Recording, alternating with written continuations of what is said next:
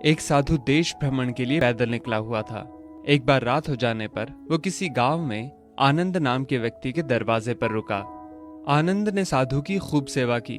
दूसरे दिन आनंद ने बहुत सारे उपहार देकर साधु को विदा किया। साधु ने आनंद के लिए प्रार्थना की, भगवान करे तू दिनों दिन बढ़ता ही रहे। साधु की बात सुनकर आनंद हंस पड़ा और बोला, अरे महात्मा जी, जो है ये भी नहीं रहने वाला। साधु आनंद की ओर देखता रह गया और वहां से चला गया। 2 वर्ष बाद साधु फिर आनंद के घर आया और देखा कि सारा वैभव समाप्त हो गया है। पता चला कि आनंद अब बगल के गांव में एक जमींदार के यहाँ नौकरी करता है। साधु आनंद से मिलने गया। आनंद ने अभाव में भी साधु का स्वागत किया। झोपड़ी में फटी चटाई पर बिठाया, खाने के लिए सूखी रोटी दी। दूसरे दिन जाते समय साधु की आंखों में आंसू थे। साधु कहने लगा, हे भगवान, ये तूने क्या किया? आनंद पुनः हंस पड़ा और बोला, महाराज, आप क्यों दुखी हो रहे हैं?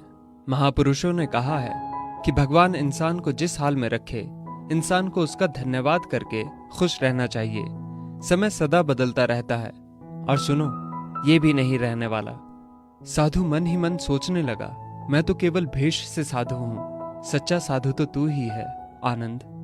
कुछ वर्ष बाद साधु फिर यात्रा पर निकला और आनंद से मिला तो देखकर हैरान रह गया कि आनंद अब तो जमींदारों का जमींदार बन गया है। मालूम हुआ कि जिस जमींदार के यहाँ आनंद नौकरी करता था वो संतान विहीन था। मरते समय वो अपनी सारी जायदाद आनंद को दे गया। साधु ने आनंद से कहा, अच्छा हुआ वो जमाना गुजर गया, भगवान करे अब तू ऐसा ही बना रहे। ये सुनकर आनंद फिर हंस पड़ा और कहने लगा, महाराज, अभी भी आपकी नादानी बनी हुई है।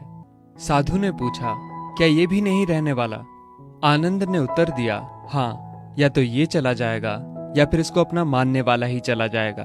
कुछ भी रहने वाला नहीं है, और अगर शाश्वत कुछ है तो वो है परमात्मा, और उस परमात्मा की अंश आत्मा।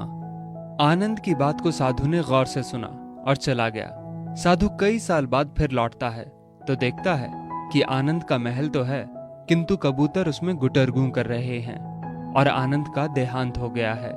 बेटियां अपने अपने घर चली गईं, बूढ़ी पत्नी कोने में पड़ी है।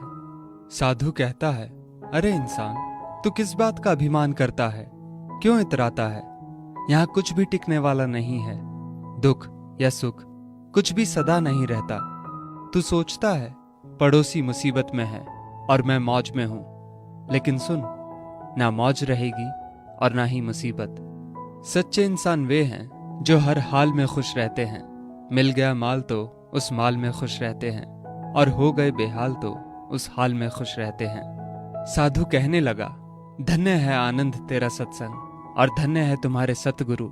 मैं तो झूठा साधु हूं, असली फकीरी तो तेरी जिंदगी है। अब मैं तेरी तस्वीर देखना चाहता हूं, कुछ फूल चढ़ाकर दुआ तो मांग लूं। साधु दूसरे कमरे में जाता है तो देखता है कि आनंद ने अपनी तस्वीर पर लिखवा रखा है, आखिर में ये भी नहीं रहेगा। खूबी और खामी दोनों ही होती है हर इंसान में। जो तराशता है उसे खूबी नजर आती है, और जो तलाशता है उसे खामी नजर आती है।